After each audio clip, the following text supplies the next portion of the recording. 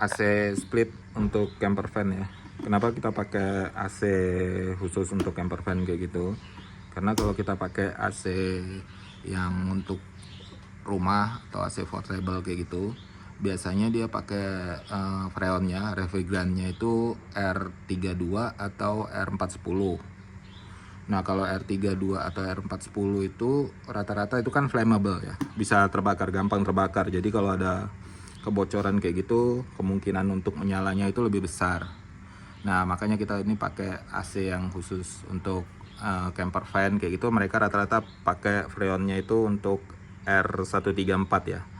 R134 itu nggak menyala, jadi nggak menyala kalau kena api kayak gitu.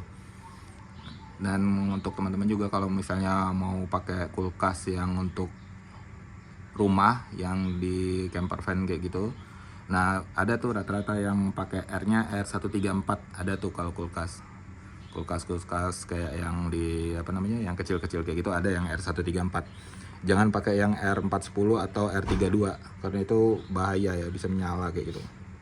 Nah, ini dia unit apa namanya, unit indoornya. Ini ada remote-nya, ini unit indoornya. Jadi yang di dalam mobil itu ini, coba di, nah segitu. Nah, unit indoornya ini, nah dia kayak gini cuman, nah ini untuk tempat masuknya, penyedotnya dari sini, nanti keluarnya dari depan sini. Nah, ini untuk tempat apa namanya, air keluarnya, sudah dapat selang juga untuk air keluarnya. Nah, ini indoornya. Terus ini tempat in out fan-nya, tempat in out-nya. Terus ada ekspansi valve-nya di sini. Nah, ini ekspansi valve-nya. Kita dapat ekspansi valve-nya. Jadi ini posisinya nanti di sini ya, kayak gini. Nah, ini ekspansi valve-nya di situ. Ada dapat. Terus ini selangnya. Nah, kita dapat selang high pressure-nya itu dapat masing-masing 3 meter. Ini 3 meter yang high pressure, dan yang untuk low pressure 3 meter. Jadi kita tinggal ngerakit aja. Nah, ini terus ini ada baterai, ada baut sama ini isolator untuk selangnya, untuk ngebungkus selangnya nanti. Nah, ini remote-nya ya biasa ya, standar remote AC kayak gitu, mode segala macamnya. Nah, untuk outdoornya ini, outdoornya tuh modelnya seperti ini.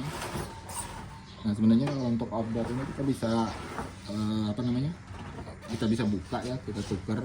Maksudnya kita kalau nggak mau pakai ini untuk di belakang mobil, sebenarnya bisa kalau dilihat dari isinya sih bisa dimasukin ke dalam kap mesin kayak gitu ya, dalam mesin mobil kayak gitu. Ntar kita buka dulu deh ini. Nah, ini kita buka ya unit outdoornya, kita lihat dalamnya.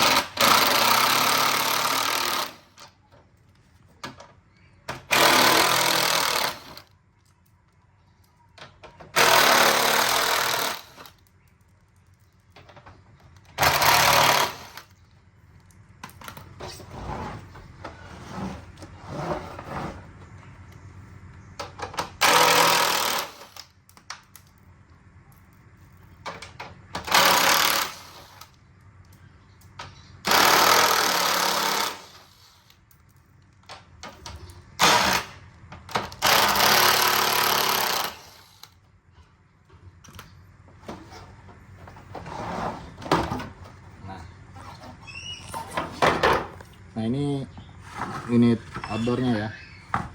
Nah, unit outdoornya itu kompresornya, ini posisi kompresornya. Nah, ini kompresornya kita pakai kompresor yang khusus untuk di mobil ya. Jadi ke teman-teman mungkin ada pernah lihat yang AC camper van, tapi kompresornya pakai kompresor yang hitam kayak kompresor AC rumah. Itu agak beda ya sebenarnya. Ini kompresor yang biasa dipakai di EV ya, electric vehicle, yang mobil-mobil listrik itu semuanya rata-rata pakai kompresor ini. Nah, ini kompresornya ini brushless, tiga ya, kayak itu 3 pas kayak gitu, tapi ini brushless sebenarnya, ini controller brushlessnya. Jadi dia untuk ampere itu dari mulai, kalau nggak salah itu dari mulai 20 ya, 20 sampai 70 ampere dia bergerak, tergantung. Jadi dia bisa irit kayak gitu. Jadi nggak kayak kompresor biasa yang ampernya konstan. Dia inverter ya jadinya. Nah, ini inverternya. Ini inverternya, DC inverternya. Jadi si kompresor masuk ke sini langsung inverter. Ini remnya, dan ini apa namanya? Ini kondensornya, kondensor AC-nya. Nah, posisinya, jadi kalau misalnya teman-teman mau ngemodif sedikit, misalnya ini mau dibuka semua, ini bisa dipindahin ke depan mobil, ini masukin ke dalam kap mesin kayak gitu. Nah, ini kalau mau dimodif ke dalam apa namanya, jadi ininya dulu nggak usah dipakai kayak gitu kalau mau dimodif. Nah, ini selangnya kita kan tadi udah dapat ya, ini selangnya yang tekan high pressure-nya, yang ini yang low pressure-nya ya, yang balik ya. Yang balik, ini yang high pressure-nya, yang kembali, yang ke itu, yang menuju ke dalam, yang menuju ke dalam kabin. Ini kembalinya, selang kembali terus masuk ke kompresor lagi. Nah, ini pendinginnya. Udah cuman gitu aja sih, simpel sih kalau AC-nya kayak gitu, nggak banyak ininya.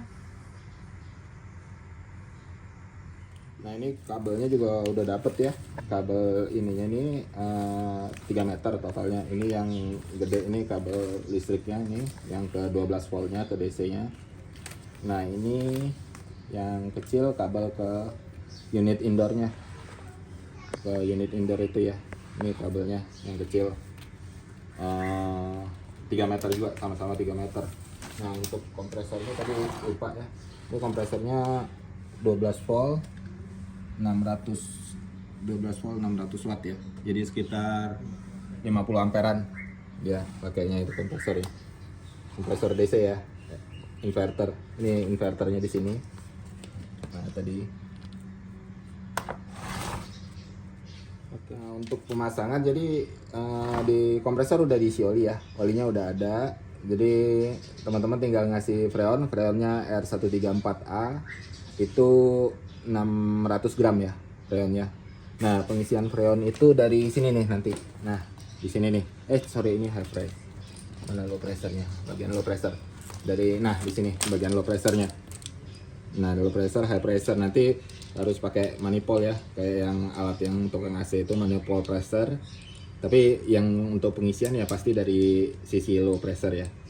Ngisi itu 600 gram. 600 gram itu ya sekitar 2 kaleng lah ya. Kalau pakai yang kaleng itu freon yang R134 yang kecil itu, yang Clea itu 2 kaleng.